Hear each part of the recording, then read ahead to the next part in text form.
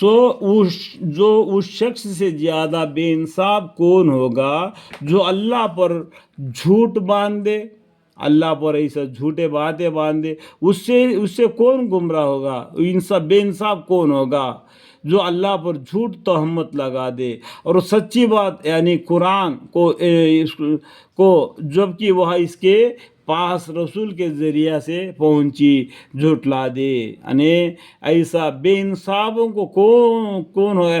سو اس شخص سے زیادہ بے انصاف کون ہوگا جو اللہ پر جھوٹ باندھے اور سچی بات کو یعنی قرآن کو جبکہ وہ اس کے پاس رسول صلی اللہ علیہ وسلم کے ذریعے سے پہنچی، یعنی جبرائیل علیہ السلام کے ذریعہ پیغمبر صلی اللہ علیہ وسلم کے پاس پہنچی، پیغمبر صلی اللہ علیہ وسلم کے پاس سے ہم کو پہنچی. جھٹلاوے کیا قیامت کے دن جہنم میں ایسے کافروں کا ٹھکانہ نہ ہوگا جو جھٹلانے والے ہیں؟ ان کو قیامت کے دن جہنم میں ایسے کافروں کا ٹھکانہ نہ ہوگا؟ خود اس کا آنسر ڈھونڈو، آنسر دے دو. وہ جو لوگ سچی بات لے کر آئے اور خود بھی اس کو سچا جانا تو یہ لوگ پرہیزگار ہیں، اور جو لوگ سچی بات لے کر آئے اور جو خود بھی اس کو سچا جانا، اس قرآن کو، ایک اللہ کو، ایک رسول کو، تو یہ لوگ پرہیزگار ہے. ان کے فیصلہ یہ ہوگا کہ وہ جو کچھ چاہیں گے ان کے لیے ان کے پروردگار کے پاس سب کچھ ہے. وہ سل ہے نیک کاروں کا، نیک کاروں کا سل کیا ہے؟ جنت ہے. وہ جنت میں وہ جو چاہیں گے اس کا دل جو چیز کو چاہے گا اس کو ملے گا اللہ کے حکم سے، تاکہ اللہ تعالیٰ ان سے ان کے برے اعمال کو دور کر دے، ان کے برے اعمال کو دور کر دے، ان کا میل کچل کو نکال دے، اور ان کے نیک کاموں کا حوض ان کو ان کا ثواب دے، ان نیک کاموں کے اجر ان کو دے. ارے برے اعمال جو اللہ سے توبہ استغفار کرنے سے وہ دور ہو جاتی ہے، اور ان کے نیک اعمال کے وجہ سے ان کو ثواب دے، یعنی ثواب کا معنی جنت دے، تاکہ اس میں آرام سے جیے. کیا اللہ تعالیٰ اپنے بندوں خاص محمد صلی اللہ علیہ وسلم کی حفاظت کے لیے کافی نہیں؟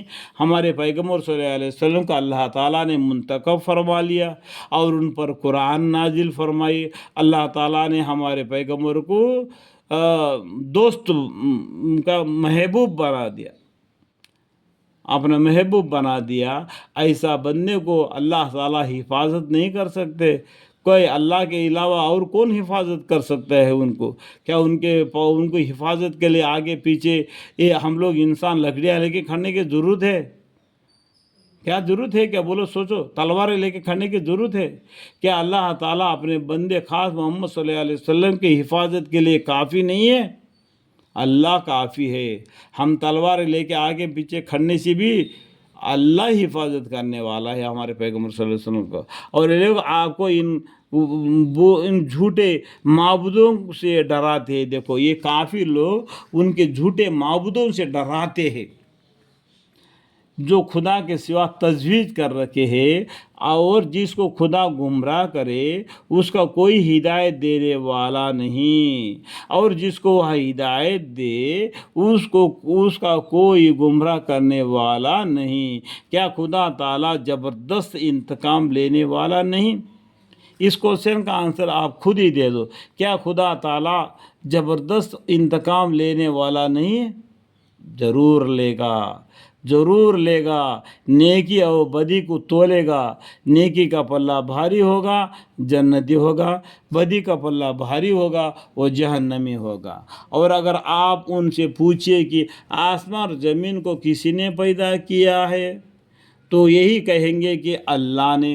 آپ ان سے کہیے کہ بھلا پھر یہ تو بتلاؤ کہ خدا کے سوا تم جن معبودوں کو پوجتے ہو، اگر اللہ تعالیٰ مجھ کو کوئی تکلیف پہنچانا چاہیے کیا یہ معبود اس کو دی ہوئی تکلیف دور کر سکتے ہیں؟ اس طریقے سے ان کو پوچھو. آپ ان سے کہیے کہ اب بھلا پھر یہ تو بتلاؤ کہ خدا کے سوا تم جن بتوں کو پوچھتے ہو اگر اللہ تعالیٰ مجھ کو کوئی تکلیف پہنچانا چاہیے، کیا یہ معبود اس کی دی ہوئی یعنی اللہ کی دی ہوئی تکلیف دور کر سکتے ہیں؟ دیکھو بہت سے آدمی وہ گڑی کو گیا، یہ گڑی کو گیا، یہاں پر اس بت کو عبادت کر کے گھر لوٹ رہا تھا، ایکسیڈنٹ ہو گیا، پھر وہ معبود کو دیکھنے کے لیے گیا تو پھر ایکسیڈنٹ کیسا ہو سکتا ہے؟ دیکھو اس بات میں بھی اندازہ لگانا چاہے، یہ باطل ہے، باطل کی طرف نہیں جانا، حق بات کی طرف آنا، یا اللہ تعالیٰ مجھ پر اپنی عنایت کرنا چاہیے، یعنی اللہ تعالیٰ مجھ پر اپنی عنایت کرنا چاہیے۔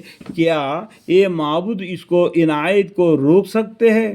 یہ جو جھوٹے معبودے ہیں کیا وہ عنایت کو روک سکتے ہیں؟ اللہ تعالیٰ جو میرے کو عنایت دے، میرے کو ہدایت دے، مجھے، میرے بیوی، میرے بچوں کو، میرے پورے خاندان وسیلوں کو ہدایت دے، کیا یہ جھوٹے معبودے اس کو روک سکتے ہیں؟ اللہ کے مقابل میں یہ آ سکتے ہیں کیا؟ اللہ زبردست ہے، اللہ ہدایت دیتے ہیں۔ اللہ آپ کی ہدایت مجھے، میرے بیوی، میرے بچے، پورے خاندان وسیلہ تا قیامت نسل با نسل ان سب کے حق میں عطا فرما دو مالک، آمین۔